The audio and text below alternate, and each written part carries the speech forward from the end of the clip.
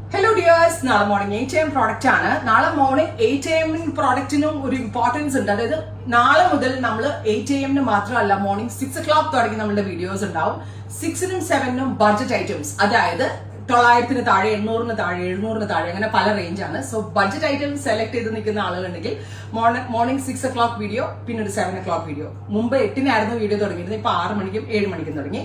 But 8-ന് നമ്മുടെ in-house product നമ്മൾ launch ചെയ്യുന്നതാണ്.